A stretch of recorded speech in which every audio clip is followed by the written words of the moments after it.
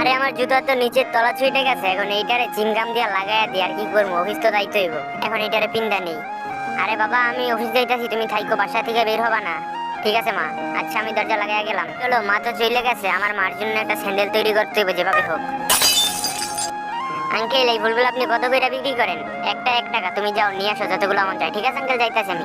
তো এরপরে আমি এইগুলারে সব কাটলাম, একটা দুইটা না অনেকগুলা নিলাম, এরপর বালতির ভিতরে বইরা নিলাম। এখন এইগুলারে প্যাক করতে সুন্দর করে প্যাক করা হয়ে গেছে। আঙ্কেল এই নেন আপনার টাকা। এখন এগুলারে নিয়ে যাইতে হইব, বিক্রি করতে হইব। এই যে ভাইয়া, তুমি তোমার গার্লফ্রেন্ডের লাগে কি ফুল নিবা? সুন্দর ফুল আছে। কত করে বিক্রি করে এগুলা? এক পিস 20 টাকা। দাও তাইলে আমার একটা দাও। এই যে নেন ভাইয়া, এই নাও তোমার টাকা। ও সবগুলার আর এই আমার জুতাটা ছুঁইটে গেছে। এখন কি করতে পারে? বাসায় যাইতে হইব।